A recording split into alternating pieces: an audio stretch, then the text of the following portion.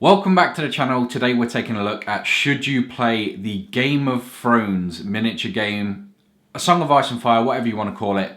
It's based on the books, but obviously if you've watched the TV show, you're going to recognise the characters, the houses, all of the theme in this game. So it is for fans of the show and the book. If you think it might be something for you, let's get into it and talk a little bit more about the game. So the game is made by CMON, or Cool Minis or Not. It is a rank and file game. If you're not sure what that is, basically you're going to be moving around on trays.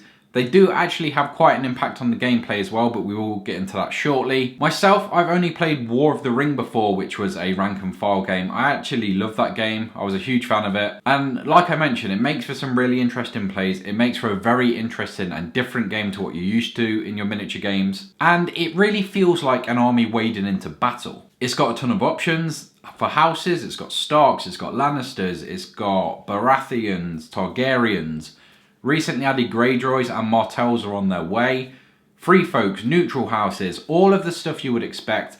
I feel like I've forgotten one. Night's Watch, how could I forget? With the Starks you get cool stuff like direwolves. The free folks in general have a really cool army, so they've got stuff like bears, skin changers, they've got war mammoths, they've got giants. They've really got a really interesting mash of characters, which makes for some really cool miniatures, which we will get into shortly. The game, or the Kickstarter, was in 2017. I think I got in around 2018, 19. I can't really remember exactly when. But I got the Lannister vs Stark starter set. I did get out of the game, nothing to do with the game itself, but I had the starter set and my sister knocked over something onto that starter set. I had some neutral houses, some other stuff, and a ton of it broke. She said sorry though, so that's fine. No grudges held there. I did restart back this year. I picked up the starter set again. Me and my other half have been playing it, testing it out. We both absolutely adore the game. So we have got a little more into it. We've got custom or upgrades to the tokens and rulers and stuff like that. We've picked up a few bits.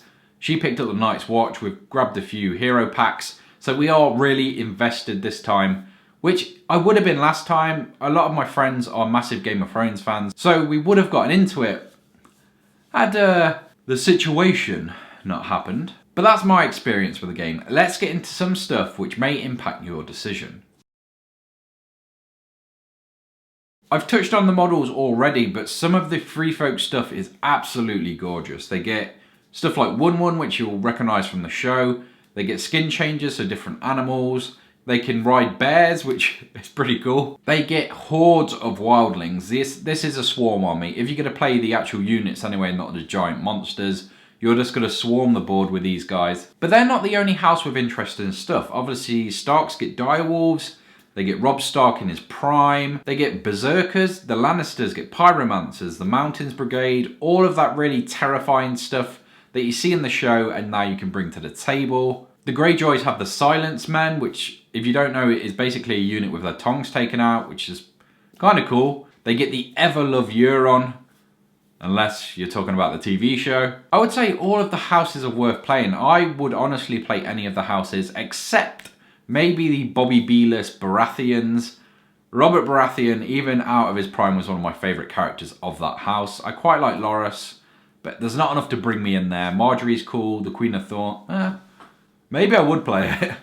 Every house is worth playing, and they've got more coming. There is just a ton of variety in terms of miniatures. Every house is going to have rangers, they're going to have cavalry, they're going to have foot soldiers, they're going to have a ton of different options. Night's Watch gets Scorpion Crew and giant catapults to fire at the enemy. Starks, again, they have their direwolves and different ways of working. They have the berserkers, which are very aggressive. Each house does have its unique selling points and stuff that it does better than other houses, and I do think that's really interesting. I also really like the NCUs, or non-combat units, which are used to manipulate the board, very much like the Game of Thrones itself, so it's a good theme. But that is more gameplay, so let's move into some of the gameplay and how it works.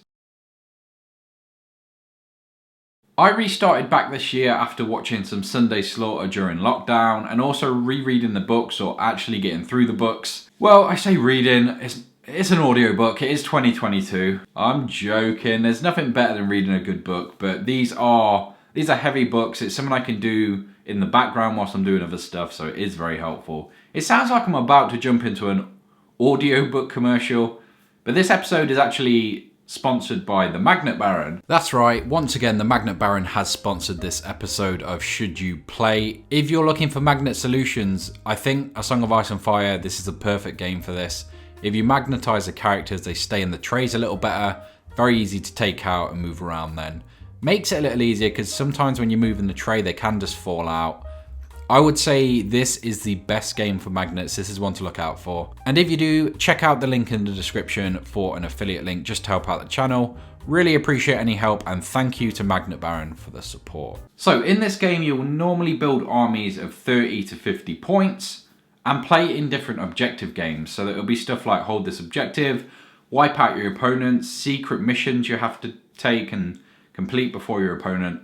There are a few different ones. Some are very similar, but there's small changes to make them more interesting, small differences. To give you an example of points, so you have some idea of what you're going to fit into an army, the House Umber Berserkers are 6 points. So if you're playing, for example, a 40-point game, you can fit quite a bit in it. You can also add some accessories like, you could add Great John Umber to your Berserkers, which then gives them different powers. You can choose commanders, which give you different cards, because you do play tactic cards from your hand.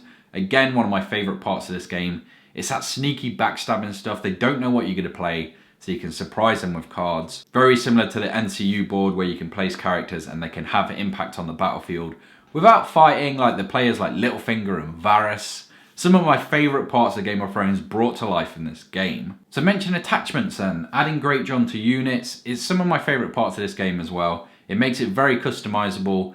Very different lists. You will see at tournaments, there's so many different variations you can make in just one house, let alone all the different houses. So it is very rare you see the same list. Other than the Night's Watch thing, which was very popular for a while, but I do think that got nerfed. So they are very good at reacting. However, there is a downside to that. So when they nerf stuff, when they change points, the cards you get with the things, similar to something like Star Wars Legion, aren't correct, which can be very annoying. Now, the difference between Star Wars Legion and this is there is an up-to-date app. So you can use the app. I prefer the cards personally. I can have them on the table. I can see them all at once. The app you have to click through and switch through. There are faction packs that have been released with the updated cards. Again though, you can't find them for love nor money in the UK. I think it's okay in the US and other places. But again, it's one of those things, if you're based in the UK, you might struggle to get them. I currently haven't got them. I'm just gonna have to wait till they come back in stock. Like a lot of other people I've seen commenting in the Facebook groups. So it's not just me that's frustrated with this. So I would say, I did want to mention that because I want to be transparent. I want you to know before getting into the game, there may be a few hurdles or stuff that might put you off. But let's jump into an overview to sort of tally up the good, the bad, and the ugly.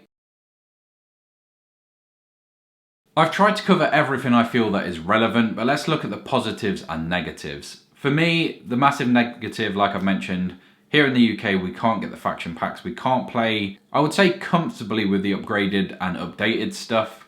Obviously, we can print them ourselves, but then you're meant to have a deck that you shuffle. So the tactics cards, a bit of paper, you're not going to be able to do that properly.